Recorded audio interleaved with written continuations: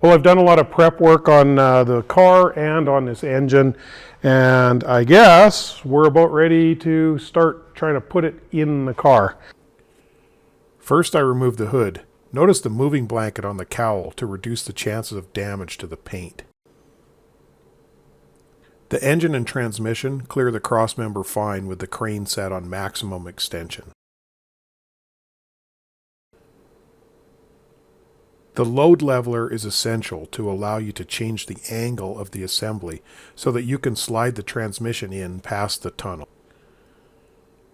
Using the factory lift points, the whole assembly twists when you change the load leveler, which can make it tricky to get the motor mount seated properly on both sides. I had to remove the EGR valve from the engine and the map sensor from the firewall for clearance. When you get the engine seated in the motor mounts, install the transmission crossmember. Keep yourself clear of it in case it slips. The final steps are to install and tighten the motor mount nuts, then remove the crane and lower the car back to the ground.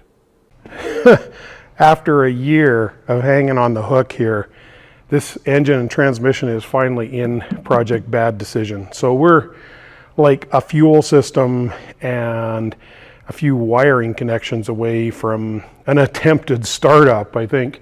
As far as the install went, in a lot of ways, it kind of sucks to have it cross-rigged on these factory engine lift points, because the whole engine wants to twist sideways when you're adjusting the angle of it, and that made it a little bit harder to get into the motor mounts up here.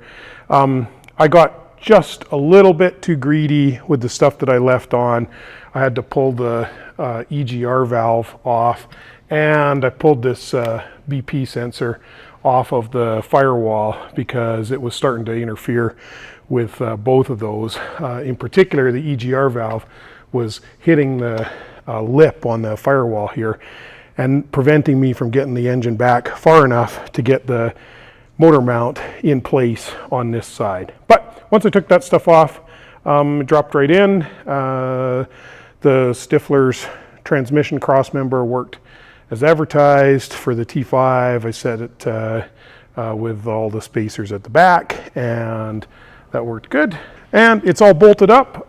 When I went to lift it out, it had put just a little weight on one of my safety stands at the front here, but it seemed like it was balanced okay when I gingerly lifted it off those stands to pull them out. And now the car's back on its own wheels with an engine and transmission for the first time in who knows how long.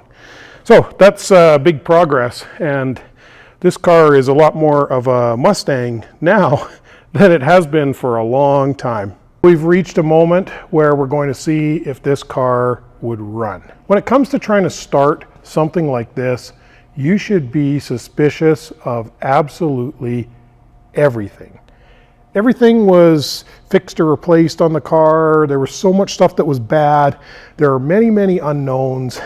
Who knows what's going to happen? We don't know if this engine will run or not. So what we're going to try to do is take it one step at a time and prove out various systems on the car. Let me tell you where we have gotten to so far. It's got a brand new fuel system. The fuel system has been flushed, and then it has been pressure checked with a jumper so that we know that there's fuel pressure, we know that there's fuel in the car, and we know that it is circulating. I have checked that the starter solenoid clicks when I turn the key to crank. That's without having the starter hooked up. I just listen to it click. So I know that that works. I know when we turn the key, it's going to signal the starter to run. I've hooked up sort of just the necessary wiring, and my plan here is to try and start this as a speed density car. There's not really any reason why, if it's okay, that it wouldn't run with a speed density computer. I've got a DA1 computer here. One of the reasons to try this is because even though I plan to go to an A9L on the car, if there's something wrong with the electrical system and it blows up this DA1 computer, oh well, I got several more on the shelf. They're not that valuable. it'd be a lesson learned on a computer that doesn't matter that much. Where if I just put the A9L in, sure, I could get a data log off of that, that would be nice. But if the electrical system has a problem and it blows up that A9L, we're going to be kind of sorry about it. And you should probably assume that it's got problems. To that end, I have a map sensor here hooked up to manifold pressure. I've got a throttle position sensor. I don't have any mass air meter, just got the throttle open to atmosphere here. I've got an idle air control valve hooked up. I've got the TFI module hooked up, and there is a spout connector in there. I've got new plugs, and I've got a cap, rotor, plug wires, all that's all hooked up. The vacuum's all set up, and now I have connected the starter power to the starter solenoid, but I have left the computer out. So another thing that I have done here is I have put a instrument cluster in the car. I've kind of mocked it up with a cardboard dash to protect it from being shorted out. The next step here is I'm going to attempt to crank the car with no computer in it. And the purpose of this will be, we'll get some idea as to whether this instrument cluster lights up or works at all. And we'll crank it a little bit to try and produce some oil pressure before we go ahead and try to actually start it. If that happens, we know it cranks okay, and we know we have a fuel system that will run when it's jumpered. Then the next thing I'm going to do is I'm going to hook up the DA1 computer. I'm going to key it on, and we're going to listen to see if we get a pump prime. If we do, then we're pretty satisfied that that fuel system is working through the factory wiring like it should. I'm just using the factory wiring to trigger a new relay through a 10 gauge circuit. There's a whole video on this channel about rewiring fuel systems for big fuel pumps, which you should watch if you're interested in that. I don't have any coolant in the car. I don't have a radiator in the car. I don't have any accessory drives hooked up.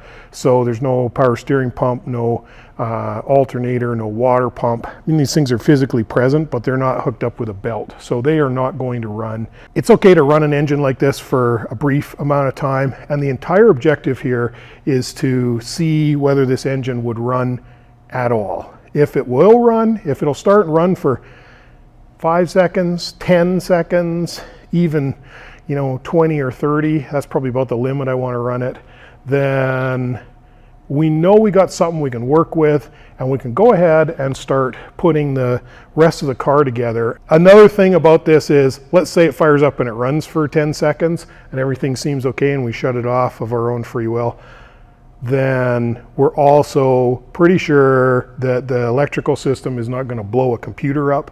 So we'll be okay to put our A9L in and hook up a mass air meter as a more permanent configuration.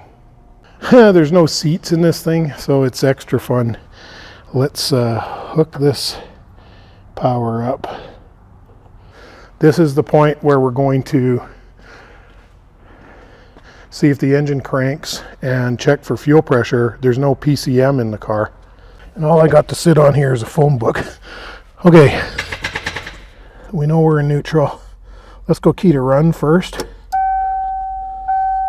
There is some life on the instrument cluster. That's maybe a good sign.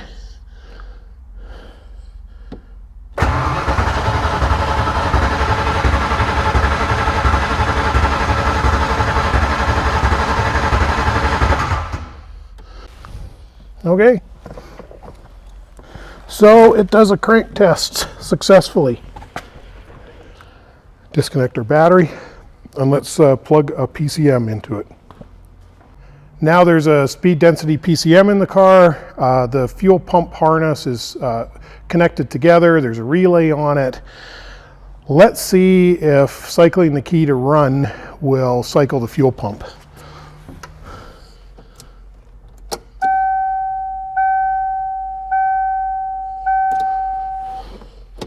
I think it did. I don't know, here goes nothing. I'm gonna get in here where I can operate the gas pedal, and we'll see if there's any chance that this car runs. Clutch in.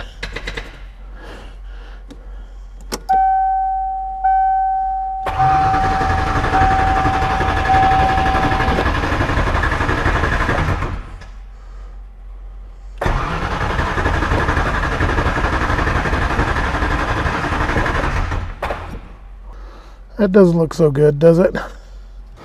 So we're no start. Let's try and jumper the fuel pump.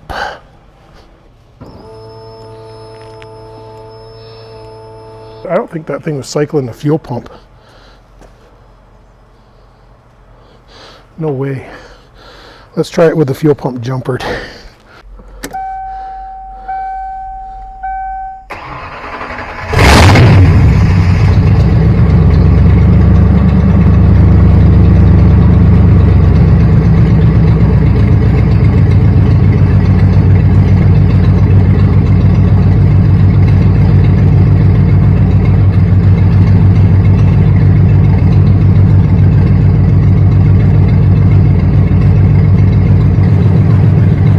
Well, we got a runner.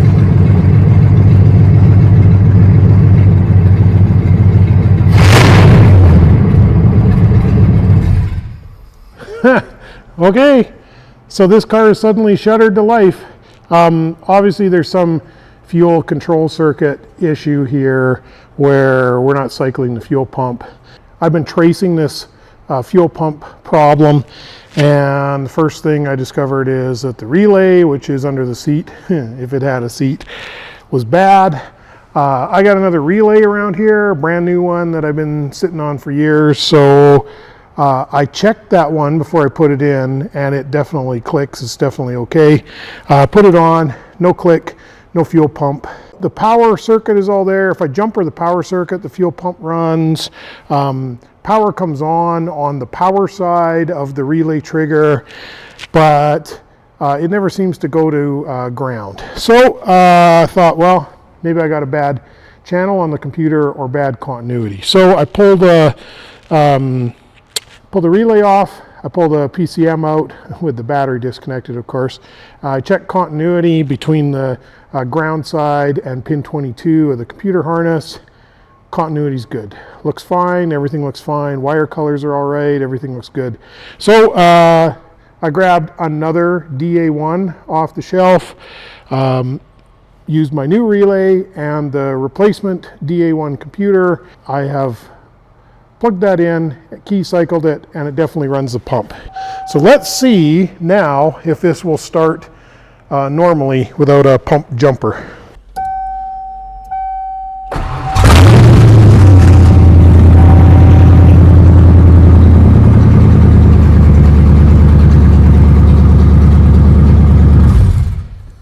Well, I'm going to say that's a good piece of work. I'd say we got a car here. In fact, it starts fantastic. I can scarcely believe how good it started and idled perfectly right out of the gate.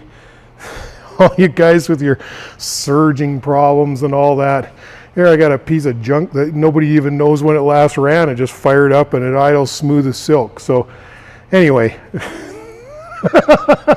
I'm pretty happy about the situation. I would say now we're in a state where we've got a sort of car. The oil pressure gauge didn't seem to work. Before I go too much further, I'm going to put a mechanics gauge on here and check whether there is oil pressure.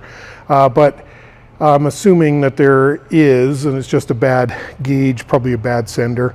Why wouldn't it be? With a car that's basically started and running, if I put the yoke on my drive shaft and put the drive shaft in and I put a seat in it, it can probably move under its own power. We'll go ahead and get a radiator in here, coolant. We'll start moving towards the finishing it up stage, which there's still a lot of work to do, but most of what's left, it doesn't have wild uncertainty on it like everything up to this point. Everything up to this point was completely uncertain. Now that we got an engine transmission in the car and it started and it starts normally with a factory computer, we're pretty sure we got a car here, and everything after this should really just be work, not research. Hey, thanks for watching. Don't forget to like, subscribe, comment, hit that notification bell so that you won't miss out on future videos.